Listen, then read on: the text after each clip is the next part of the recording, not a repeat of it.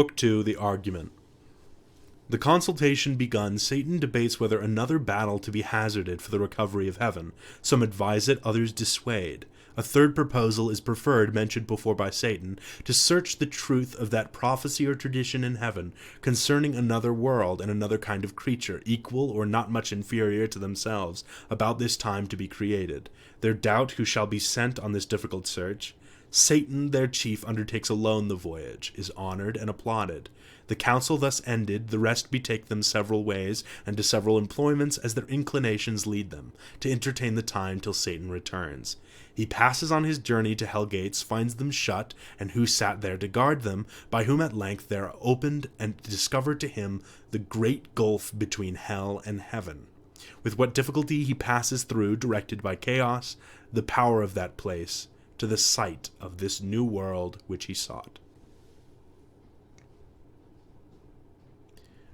High on a throne of royal state, which far outshone the wealth of Ormuz and of Ind, or where the gorgeous East with richest hand showers on her kings barbaric pearl and gold, Satan exalted sat, by merit raised, to that bad eminence, and from despair thus high uplifted beyond hope, aspires beyond thus high, insatiate to pursue vain war with heaven, and by success untaught his proud imaginations thus displayed.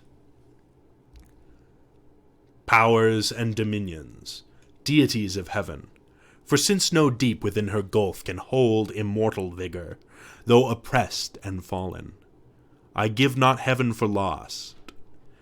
From this descent celestial virtues rising will appear more glorious and more dread than from no fall, and trust themselves to fear no second fate. Me, though just right, and the fixed laws of heaven did first create your leader, next free choice, with what besides, in council or in fight, hath been achieved of merit, yet this loss, thus far, at least recovered, hath much more established in a safe unenvied throne, yielded with full consent. The happier state in heaven, which follows dignity, might draw envy from each inferior. But who here will envy whom the highest place exposes foremost to stand against the thunderer's aim, your bulwark, and condemns to greatest share of endless pain? Where there is then no good for which to strive, no strife can grow up there from faction, for none sure will claim in hell precedence, none whose portion is so small of present pain that with ambitious mind will covet more. With this advantage then to union, and firm faith and firm accord, more than can be in heaven, we now return to claim our just inheritance of old, surer to prosper than prosperity could have assured us. And by what best way, whether of open war or covert guile, we now debate. Who can advise may speak. He ceased, and next him Moloch, sceptred king, stood up, the strongest and the fiercest spirit that fought in heaven, now fiercer by despair. His trust was with the Eternal to be deemed equal in strength, and rather than be less, cared not to be at all. With that care lost went all his fear of God or hell or worse. He recked not, and these words thereafter spake. My sentence is for open war. Of wiles more unexpert I boast not. Them let those contrive who need, or when they need, not now. For while they sit contriving, shall the rest, millions that stand in arms, and longing wait the signal to ascend, sit lingering here, heaven's fugitives, and for their dwelling place accept this dark opprobrious den of shame, the prison of his tyranny who reigns by our delay? No. Let us rather choose, armed with hell flames and fury all at once o'er heaven's high towers, to force resistless way, turning our tortures into horrid arms against the torturer. When to meet the noise of his almighty engine he shall hear infernal thunder, and for lightning see black fire and horror shot with equal rage among his angels, and his throne itself mixed with Tartarian sulphur and strange fire, his own invented torments. But perhaps the way seems difficult and steep to scale with upright wing against a higher foe. Let such bethink them, if the sleepy drench of that forgetful lake be numb not still, that in our proper motion we ascend up to our native seat. Descent and fall to us is adverse. Who but felt of late, when the fierce foe hung on our broken rear insulting, and pursued us through the deep, with what compulsion and laborious flight we sunk thus low? The ascent is easy then, the event is feared. Should we again provoke our stronger, some worse way his wrath may find to our destruction, if there be in hell fear to be worse destroyed? What can be worse than to dwell here, driven out from bliss, condemned in this abhorred deep to utter woe, where pain of unextinguishable fire must exercise us without hope of end, the vassals of his anger, when the scourge inexorably and the torturing hour calls us to penance? More destroyed than thus, we should be quite abolished and expire. What fear we then? What doubt we to incense his utmost ire, which to the height in rage will either quite consume us, and reduce to nothing this essential, happier far than miserable to have eternal being, or, if our substance be indeed divine and cannot cease to be, we are at worst on this side nothing, and by proof we feel our power sufficient to disturb his heaven, and with perpetual inroads to alarm, though inaccessible his fatal throne, which if not victory is yet revenge.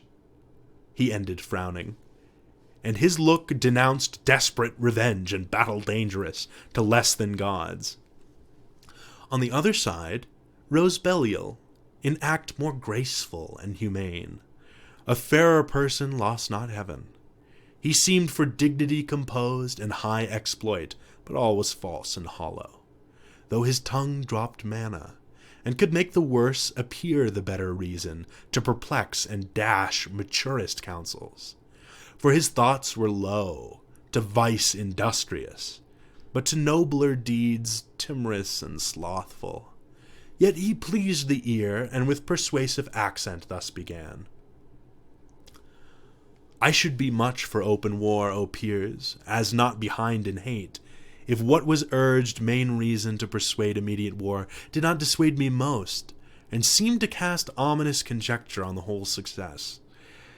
When he who most excels in fact of arms, in what he counsels and in what excels mistrustful, grounds his courage on despair and utter dissolution as the scope of all his aim after some dire revenge. First, what revenge?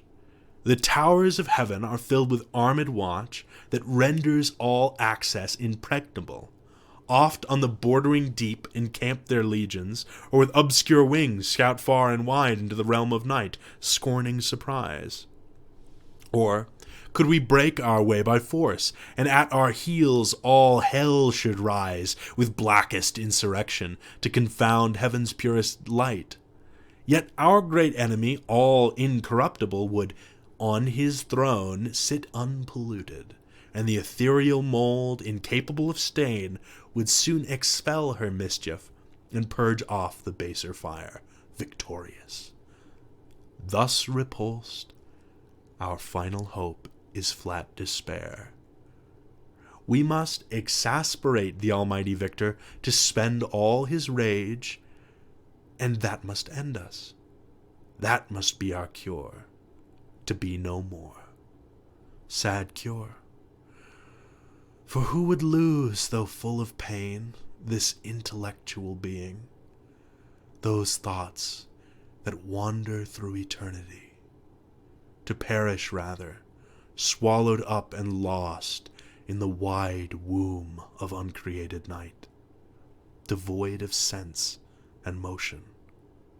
And who knows? Let this be good. Whether our angry foe can give it or will ever, how he can is doubtful, that he never will is sure. Will he so wise let loose at once his ire, be like through impotence, or unaware to give his enemies their wish, and end them in his anger, who his anger saves, to punish endless? Wherefore cease we then? Say they who counsel war, we are decreed, reserved, and destined to eternal woe. Whatever doing, what can we suffer more? What can we suffer worse? Is this then worst? Thus sitting, thus consulting, thus in arms?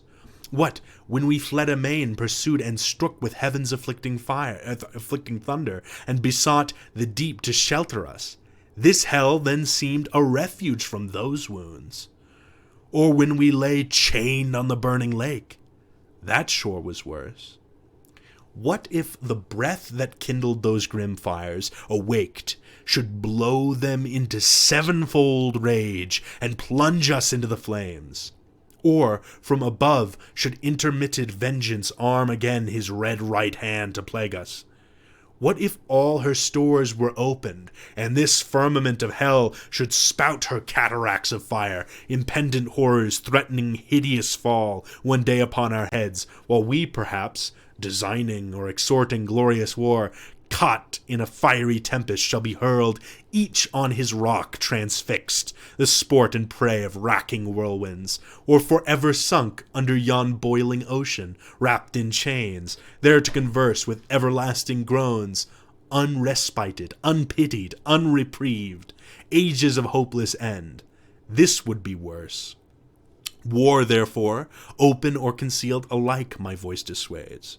For what can force or guile with him, or who deceive his mind, whose eye views all things at one view?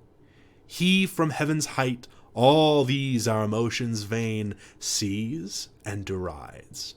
Not more almighty to resist our might than wise to frustrate all our plots and wiles. Shall we then live thus vile the race of heaven, thus trampled, thus expelled to suffer here? Chains and these torments? Better these than worse be my advice. Since fate inevitable subdues us, an omnipotent decree the victor's will, to suffer as to do, our strength is equal, nor the law unjust that so ordains. This was at first resolved.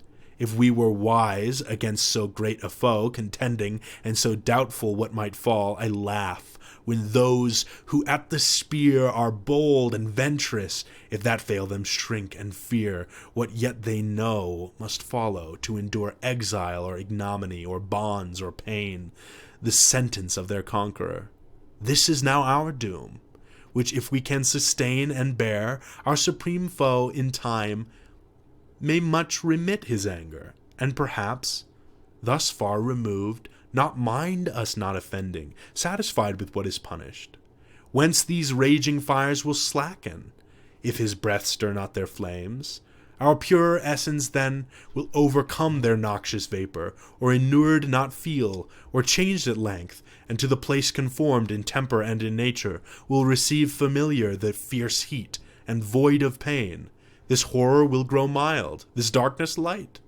Besides, what hope the never-ending flight of future days may bring? What chance, what change worth waiting, since our present lot appears for happy though but ill, for ill not worst, if we procure not to ourselves more woe?